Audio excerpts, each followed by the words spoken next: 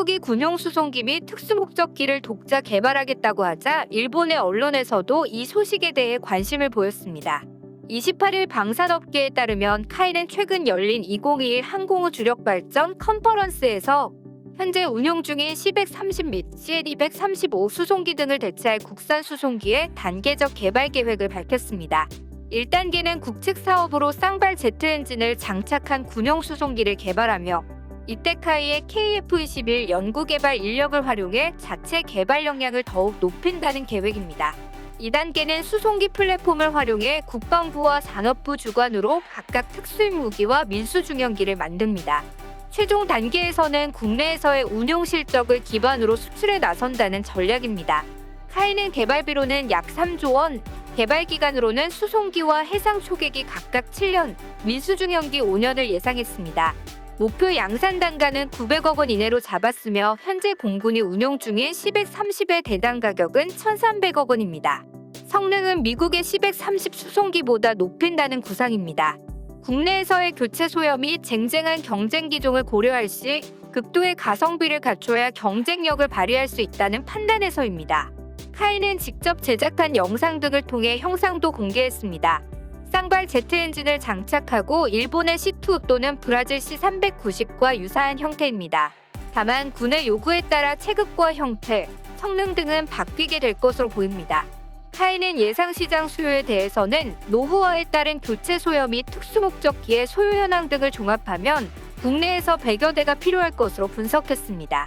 공군 수송기 약 40대와 공군 특수임무기 및 해군 해경 해상 초계기 약 60대입니다. 카이는 향후 수출 전망에서도 수송기 및 특수임무기 시장의 15%를 점유한다고 가정하면 100대 이상을 수출할 수 있을 것으로 기대했습니다. 카이에 따르면 현재 전 세계 대형 수송기 운용 대수는 총 695대입니다. 카이 관계자는 비용 절감과 규모의 경제 극대화 방안을 강구하고 있다며 수송기와 특수임무기 등 수요와 민수중형기 개발에 따른 수요와 향후 수출까지 고려하면 경제성이 충분할 것이라고 말했습니다. 카이는 다음 달까지 자체 선행 연구를 마무리한 후 국방부와 산업부에 개발 계획을 제출할 예정입니다. 또 정부가 정책 결정을 빠르게 내린다면 이르면 2025년부터 체계 개발을 진행해 2033년부터는 양산에 들어간다는 방침입니다. 이에 대한 일본의 댓글 반응을 보겠습니다. 판매에서 흔히 있는 세일즈 토크라고 할까? 처음에는 큰 소리치기 마련이지. 한국의 개발은 절대 무리겠죠? 하지만 한국은 계획한 시점에서 이미 완성으로 간주하니까 한국의 MRJ가 되겠네. 참고로 MRJ는 일본이 개발 중인 민간 항공기입니다. 일본도 비슷하잖아. 일본에 실패한 MRJ. 한국에서만 사용하는 것으로는 괜찮겠지? 근데 P1 같은 초계기도 개발하나? 그렇다면 P1처럼 미사일을 탑재하여 운용할 수 있다는 건가? 무슨 공중미사일 순양함을 만드냐? 근데 카이의 일부 기술자가 생각하는 것 같다. 근데 될 리가 없지. 신형 수송기인데 모험을 할 수 있냐고. 신형 수송기가 아니라 처음이 아닐까요? 못 만들 것 같지는 않지만 뭔가 뾰족한 성능이 있으면 몰라도 자기만족 이외에 만드는 의미는 없어 보인다. C-130의 거의 절반 가격인 브라질의 C390조차도 잘 팔리지 않았다. 한국의 수송기는 그보다 20억엔이 더 비싸서 수출에서는 고전할 것으로 보이며 민간 시장도 생각하면 880억에 G90개 엔진 2기를 넣으면 팔릴 것도 같다. 한국이 개발한다고 해도 미국 로키드 마틴이 어떻게 하기 나름이다. 한국이 항공산업의 기반 유지와 개발 환경 유지를 원하는 거라면 몰라도 수송기 개발은 의미 없어 보인다. 왠지 그림의 떡으로 보이는구나. 설마라고 생각할 수 있지만 어딘가 설계도면이 유출된 거 아니야. 이 수송기가 잘 팔리면 일본은 무기 수출 비즈니스에 재능이 없다는 것을 인정해야 한다. 만약 그렇게 되면 한국이 강한 것뿐이지. T-50도 FA-50도 이젠 수출할 때는 안 보이는 것 같고 KF-21도 언제 개발이 완료될지 모르겠어. 카이가 수송기를 새로운 먹거리로 삼을 생각이겠지만 C390이라는 역사도 실적도 있는 강력한 라이벌이 존재하기 때문에 T-50과 같은 운명이 될 것 같다. 수송기 CG에는 엔진의 직경이 너무 작기 때문에 연비가 나쁘고 장거리로는 적합하지 않을 것이다. 이 크기의 전용 터보팬 엔진은 없는 것일까? C-130도 로키드 마틴이 개발했나 강하네. 각종 파생형 포함해서 한국에서 100대의 수요가 나와 한국이 그렇게 돈이 많아? 한국이 수송기를 개발해서 수송기 40대와 초계기 및 기타 60대를 대체한다는 것은 일본이 C2 수송기와 P1 초계기 및 파생기를 각자 개발한 것을 한국은 이 한 대로 대체한다는 것이라면 이것은 괜찮은 생각이 아닌가요? 본질적으로 이동 목적인 수송기와 채공 목적인 초계기는 요구되는 성능이 전혀 다릅니다. 그것은 P1과 C2의 순항 속도나 엔진의 바이패스비에도 잘 나타나 있습니다. 한국은 언제나 카더라 통신부터 시작한다. 누가 이런 한국의 말을 믿겠어? 한국의 전망은 아니하고 한국 생각대로는 안 팔릴 거다. 현실은 녹록지 않다. 한국의 수송기 개발비는 약 2,900억엔에 불과하고 이에 대한 견해도 허술하다.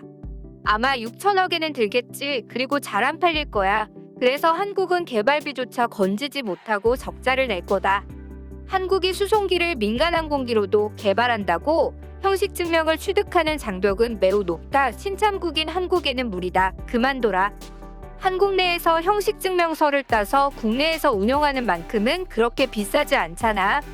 일본도 P1 초계기와 C2 수송기를 동시 개발했을 때 개발비 예상액이 3,400억엔이었으니 수송기 한 기종을 개발해서 초계기 등 파생형으로 사용하려면 비교적 타당한 개발비라고 본다.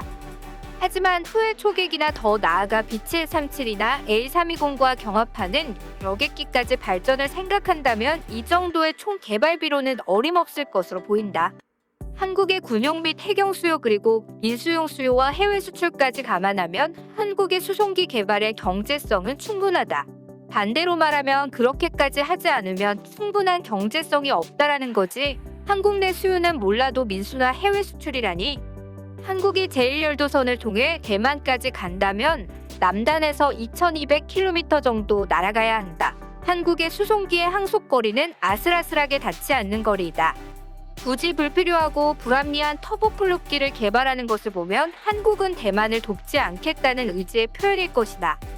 한국의 초계기는 P3 계열이 16대이며 노후한 P3의 대체기인 P8을 2023년까지 6대 도입한다고 하는데 그러면 나머지 10대를 KCX 초계기형으로 대체할 수 있을지는 개발 속도와 기존기의 노후화 정도에 따라 결정될 것으로 보인다. 주익에 매단 것은 대한미사일 8발, 낙하산으로 투하하고 있는 것은 어뢰, 뭔가 대단하다. 하지만 제공권을 장악하지 않으면 활약할 수 없을 것이다. 국내 운용에 국한된다면 어떤 수송기를 만들어도 무방할 것이다.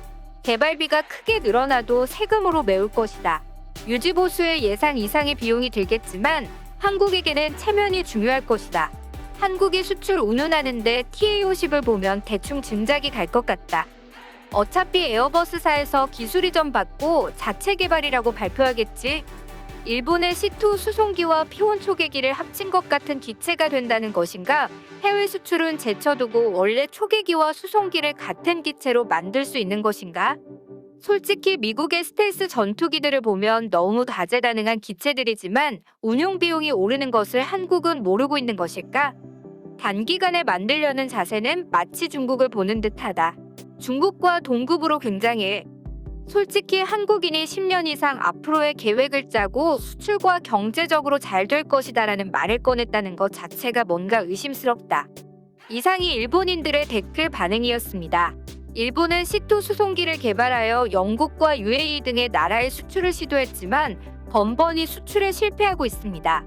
때문에 일본은 자신들이 개발한 C2 수송기가 수출에 실패했는데 한국이 개발해도 수출될 리가 없다라는 댓글이 많았습니다. 그리고 일본인들의 댓글에는 FA50을 실패한 비행기로 말하고 있지만 FA50은 올해 말레이시아와 아프리카에도 수출이 유력하다는 기사가 많이 나오고 있습니다. 앞으로 우리나라가 수송기를 개발해서 일본인들을 깜짝 놀라게 해주었으면 합니다.